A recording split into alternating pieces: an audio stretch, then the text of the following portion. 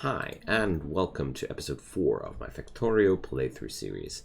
My name is Icon, and today we're going to build up that starter base and conquer this brave new world up there.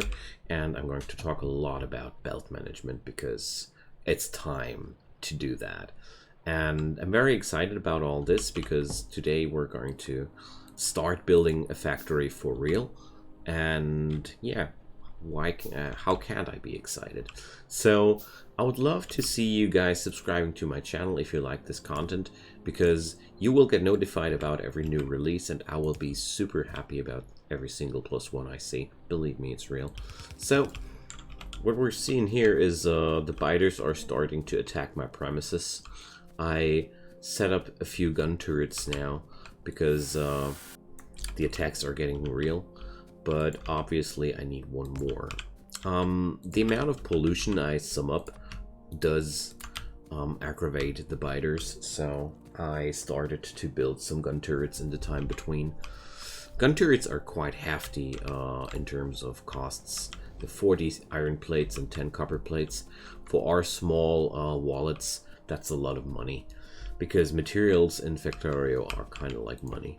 So I set up a little assembling machine here to build me some clips here, because those turrets won't do nothing without clips. So right now it's clearly visible that all the attacks or factory will come from this nest here. I think, unless I will discover a new nest somewhere else, the other directions aren't that important to get protected here. So I'm turning off the pollution overlay because it doesn't help anything at all. We are polluting this place big time. So let's get back to our belt fun. So just as I had promised, I set up the smeltering column for copper, and I built up a neat little array with mining machines for the copper, and the only thing that's missing here is now the coal intake, and I wanted to use that to talk a little bit more about splitters and underground belts. So I set up this little something here. This is just a splitter installed here, and I'm getting the coal here, and there goes an underground belt just placed down like that. The game automatically shows you while you're running how far that thing can stretch, so it's quite useful to have these available at any time, because here I'm crossing the iron ore in a quite nice manner here. So all that's now left to do is set up the connection. And another word about the splitters. The splitters try to split up the stuff coming in evenly 50-50. So if you pipe a belt with like 6 items on it through, it's going to be 3 items left and 3 items right. So this thing always tries to equalize things out. So now we're getting the coal in and everything's working out fine. So you see here, the lack of fuel we're seeing here is getting away. Alright, nice. So this is some very basic usage of the splitters, and I think the most obvious one that's to discover in this game. But splitters can do so much more, my friends. I'm going to show you a lot more about that later. So right now what we're seeing here is what a experienced player would call half a smelter array, because if I use this mod here, I'm seeing that I'm producing 7.5 iron plates per second with that. And I stopped with this because, as you might have already noticed, all these inserters are putting down the iron plates on one side of the belt. And just as I mentioned during the last episode, one piece of belt transports 15 items per second, but that's only if both sides of the belt are evenly used. So since we're only straining one side of the belt here, 7.5 is the maximum capacity that this side of the belt can tackle. So we're here done. We can't do more here, because if we would do more, any furnace that I would connect now after this one would just be unable to output its iron plates, because there's no more room. So what we're going to do is the following thing. I'm going to show you the future of this one, but I'm not building it right now because I don't need it. So Control C this for copying, and now I drag and drop all along this here to get this on the cursor.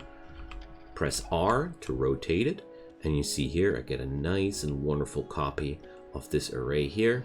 And the only thing that's wrong about it are the directions of the belts, but that doesn't matter. We can correct it easily once it's placed down. So now I did everything correctly. Well, no, I didn't. So one more time. My mistake was I was picking up the belt here as well. I didn't want to do that. Accidentally happened. So without the belt and the copy, boom. So this here, if I would do it like that, let's say I'd build up a splitter here. Just theoretically. Just I'm not connecting it here because I don't want the materials to flood over. So I would bring it up like that. So this way I would produce the other 7.5 units that this belt can transport on the other side. And because these inserters are coming from the other side, they would be placing the iron plates on this side of the belt. So as you might have already noticed, a output inserter always puts things on the far side of himself. The close side of himself is not available as a output. That's where things get a little bit weird. And one thing I can assure you, you're starting to get used to it the more often you do it. If this looks terribly complicated right now, don't worry. You're going to get there. The more often you do it, the more sense everything makes. But doesn't make sense right now.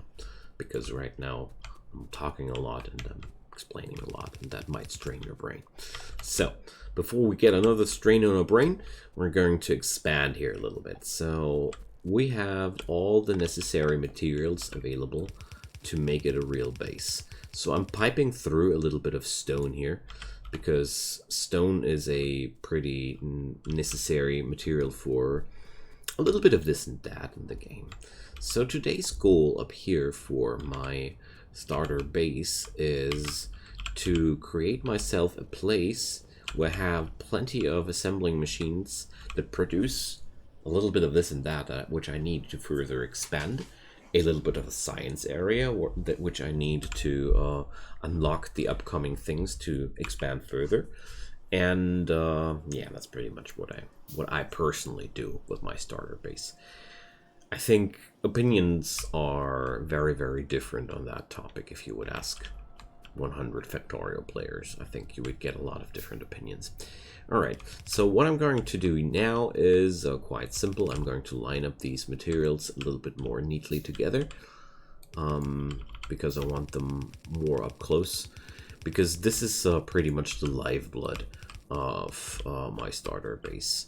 But I'm leaving one grid between them because I want to have room to maneuver around. So I'm going to pick up a lot of things here. So the first thing I'm having a lot of trouble with is the transport belts. Transport belts are so necessary in large bulks, but at the same time they are very, very nasty to be handcrafted the whole time. So I'm going to pick up a few electric poles and let's go over. No, not there. I'm needing that room to maneuver, like I said. Almost did a mistake there. Okay, so now we have power as well. I wanted to make sure that I have power. And I'm going to pick up some more ammo because I want to save up my... Well, I want to secure my turf. So, next thing I want to bring up is I want to have radar vision on the area up here as well, because as we see here, I'm not seeing too much there. So I'm picking up another radar, which I brought up, and as you look here on the minimap, you're seeing that blue outlining. That blue outlining is the pure vision range, let's call it like that. Like the area that gets permanently lit when you're having that thing powered. So I'm going all the way up until this happens. So now I set up a proper grid, and I'm going to bring up. Let's bring 4 of them bad boys. Feeling safer with that. And I'm going to feed them again. Control right click to split that as much as possible. And the last one got a control left click. And now I'm holding down my left mouse button while running to get these things placed down nicely. The game recognizes the maximum length that can be covered here, so you don't need to worry about that. It's pretty nice if you have if you had some trouble with that before. So here it turns out to live a big bunch of biters. So these things will continually spawn biters, which will get attracted by pollution, and they will try to put an end to all this. But we're not agreeing on that. So first thing I'm doing is I'm picking up this little machinery here and I'm moving it away, because this is exactly the kind of thing I want to see in my starting base. So I'm going to branch off a little bit of the iron plate here to build up that stuff here. So I'm just going to replicate that thing. So here goes. But as you might have already noticed, I'm cranking up the production a little bit because I want to have a little bit more of a stockpile here. And since it's super annoying to click the recipes through here every time, you can also copy recipes. You just get your cursor over this here, like to copy the Bottleneck recipe. I hold down my shift button, right click, and now I have it copied on my cursor. And now when I hold down the shift button again and left click, I can copy it on another entity, which is quite cool because at some point you're going to deliver blueprints to I don't know how many machines at once. And if you're later in the game and you have to set up this recipe for like 15 machines, you don't want to do that all by hand, by all means, no. So now I'm going to use the MaxRateCalculator for another really nice thing. Oh boy, they're eating my miners. Let's get over there. So you see here, the biters are angry. So luckily I got my own weapons, but well. So no, we're doomed here. They're going to tear this place down. So let's just respawn here. When that happens, your inventory is empty afterwards, and the biters will seek their new targets. So I got easily overpowered here by these beasts, and now I'm empty-handed, which is a little bit nasty, but it's not really a problem. So what I'm going to do is I'm going to pick up some ammo or some material. So it turns out this flank had to be secured more tightly. And now I'm going to produce myself some gun turrets.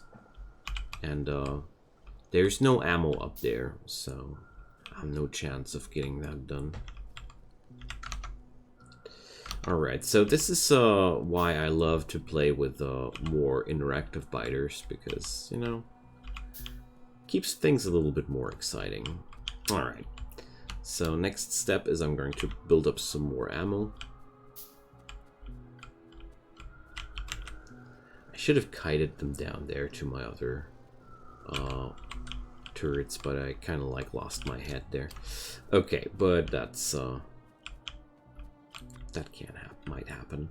Alright, I'm building myself a new assault rifle, and now that I have the magazines available, I'm going to drop down some turrets over there, and I'm going to put some magazines in there, and they're going to make short work out of that. So turrets are very, very powerful, and most importantly, they don't need power, and that's why they are so awesome. Alright, so that was quite scary, wasn't it? So if you don't like that kind of gameplay, you can turn it off during the starting sequence of the game. And well, I personally enjoy that a lot because it when I think too long about things, my brain gets like sometimes a little bit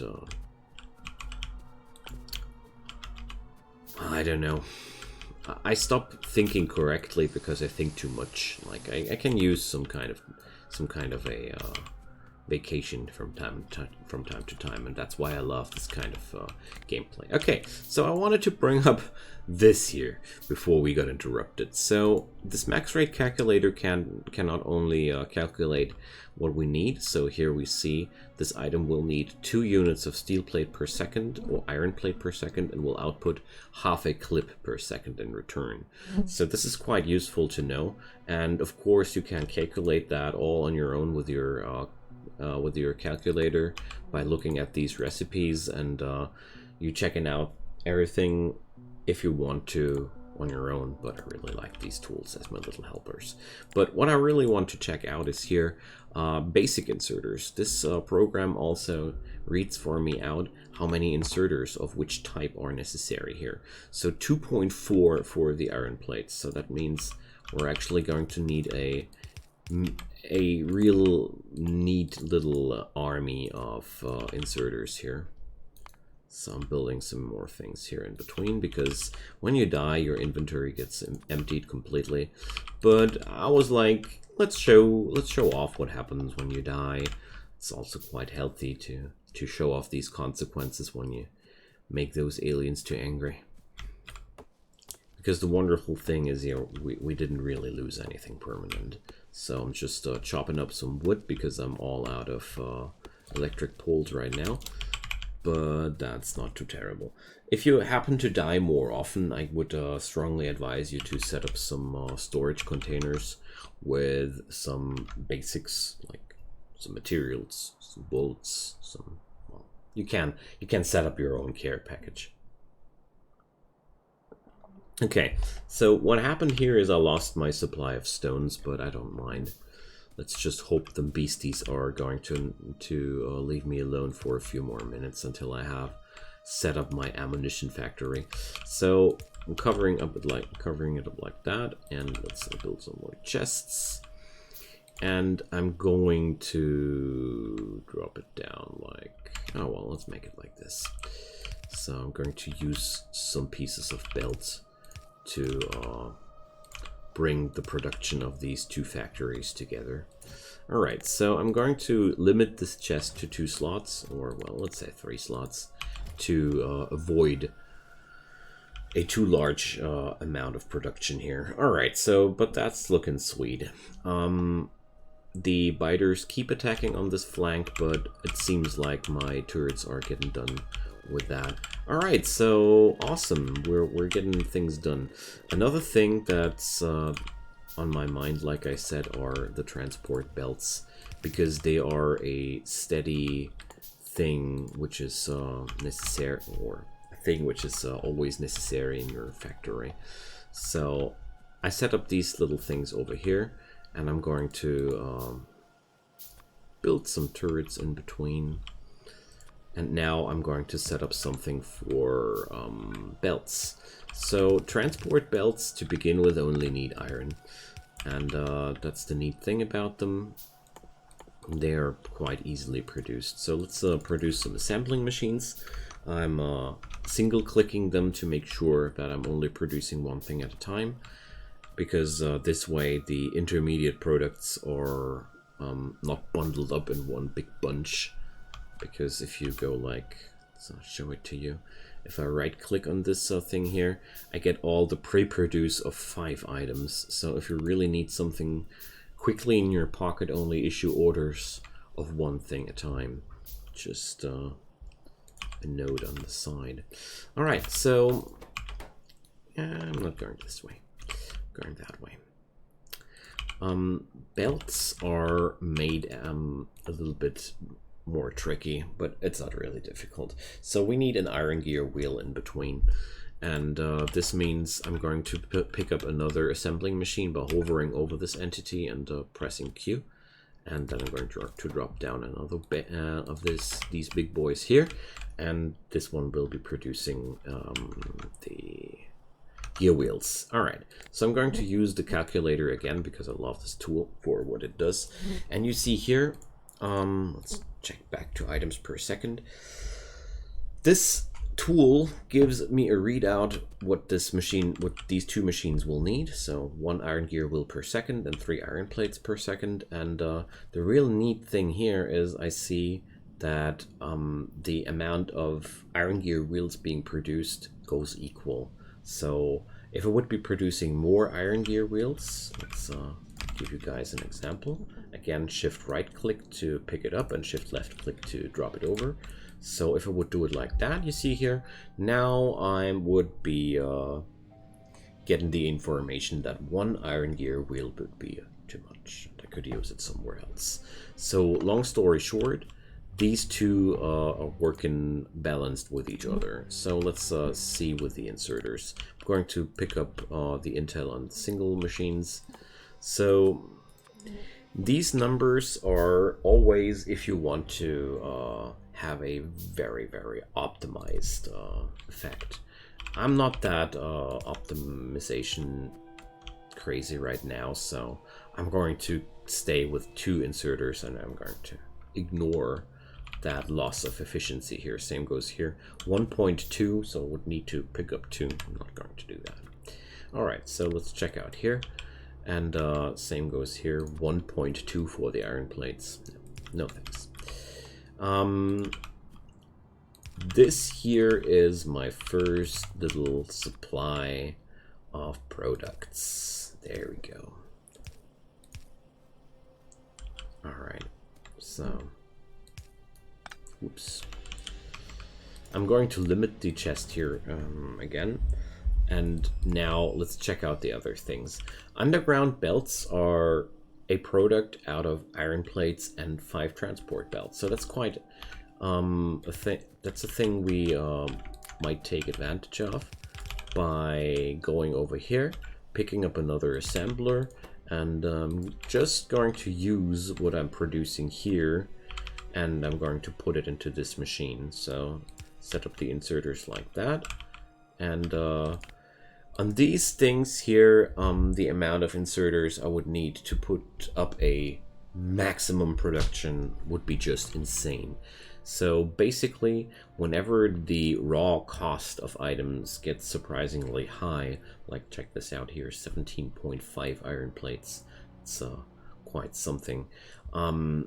Think about if you really want to max out the output of that. I don't want to, but what I want to is to put down 2 inserters for this little machine because I have the feeling it could need it. So next up is another box for these, and I'm going to limit this to 1 stack because it does consume my transport belts, which I want to use for myself here too. So I don't want to produce too many of these underground belts, but it's really neat to have a place where these get produced. So since I seem to have a pretty high strain on my transport belts, I'm going to do something like that. I'm going to copy this and just mirror it. Just mirror it on the lower half here. I don't have chests on this one. Why? And again, shift right click, shift left click, shift right click, shift left click. Quick and easy way to replicate the same thing. And I'm going to swap priorities here. So this container will have only 1 stack at a time and is only supporting the production here. And this is going to be the place where I grab my own transport belts for the time being. So as you might have already noticed, I'm here setting up my my first clusters of my factory, and this way I'm starting to really build up my own place. And most importantly, if you're trying this on your own and you feel like you want to do something differently, or you think you're knowing something which I'm obviously not noticing here, feel free to try it out. experiment. This game is all about freedom of design and choice, and I really love it for that. So let's put away this pistol. If you want to get rid of something without having a box, you can put it on your cursor and just press the Y button, and then you will put it down on the floor. And these are the measly remains of myself. So there we go, picking up my old items. I actually didn't know that I was able to pick up my old items. I always abandoned my corpse when I was dying deep down in the Badlands with the biters. I never died inside my own base a single time before, so there it goes. Every day is something new. Alright, so let's get this ball rolling a little bit further, since I now have more materials. So I now have the underground belts. It would be nice to have those splitters too. But here go the electronic circuits. These are the first intermediate product, which is made out of two different products. So it's the first more complicated intermediate product, if you might say so. But overall, it's having only a low cost of materials, only a meager 1 and 1.5 plate cost. So it's ideal to be mass produced. Going to drop down a few more turrets here and there because I'm feeling slightly paranoid about the security of my base. So I know that I'm right about it too. So the automatic loading of these turrets is the result of my Fill For Me mod. The game wouldn't do that normally, so I personally just love it when entities that I place down are already loaded up when I do that. Although you can simplify killing biter nests very much by just having a lot of gun turrets in your pocket and placing them down in rapid succession. They are instantly loaded, and the game doesn't feature that in its vanilla core content because it's a very, very simple way to cheese down biters. I can show it to you in another video. But at the same time, I'm going to explain about that more when we're going to need it, actually. So now I want to set up some electronic circuit production instead of philosophizing too much about biters. So I'm going to splitter off some more things here. I'm going to handcraft a few more splitters. I hope the last few of them for this base. And now I'm going to pipe off some more of the iron plates, and I'm going to prolong these lines, and we're going to make something like that. And I want to have the copper plates over here as well. Okay, so when we check out the electronic circuit production, so that's something I love this little mod for a lot. So we're going to need 3 units of copper cable per second and 1 unit of iron plate. So the iron plate is not a problem at all. So now I start wondering about the copper cables. So let's put up 1 assembler, and I would notice that I'm going to need 2 assemblers of these. But let's do this again. Here you notice that I'm having a overproduction at this point. And the really interesting thing about green circuits, as we like to call them, is the following thing. They have ratios that fit together like this. So 3 assemblers of copper cable feed the need of 2 of these perfectly. So this is how we're going to set it up. There are several different methods of setting this machinery up differently, but I'm going to go for a very, very beginner-friendly approach here. So what I'm going to do is quite simple. We're going to input the copper plates necessary here by long-handed inserters. So I'm going to look up how many long-handed inserters does one of these machines need. 0.8, so that means 1 inserter will be absolutely enough here. Wonderful. Okay, so I'm going to bring up 1 inserter for the iron plates here as well, because obviously these machines need them too. just looking it up. They're actually needing a little bit more than one. And, well, okay.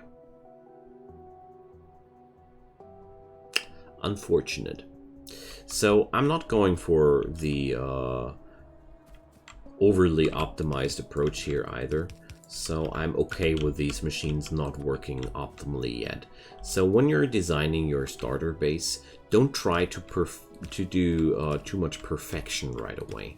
That's simply a wasted amount of effort, because you're right there at this moment. No, I'm right here at this moment at such a severe lack of technology. I can make everything go a lot easier in a few more hours, and it's completely unnecessarily invested time to try and search for perfection now. So now I build up some more inserters, and I want to output with 2 inserters on each machine. So there goes.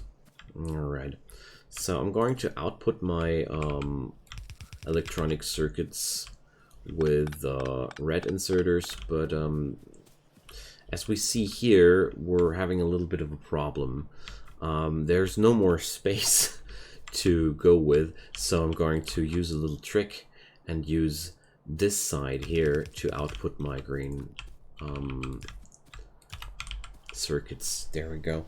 So this way I have it done like that.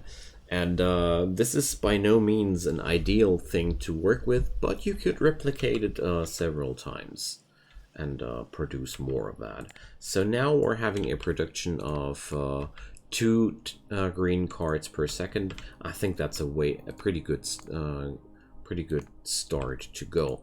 So next up is the splitter recipe. So I'm going to do a similar thing as I did before. I'm going to steal some more transport belts from down here.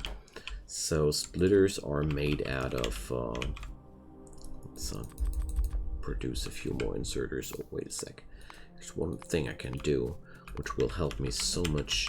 I'm going to loot a few of those electronic circuits here, because since I have now electronic circuits in my pocket, the inserters are getting handcrafted a lot quicker.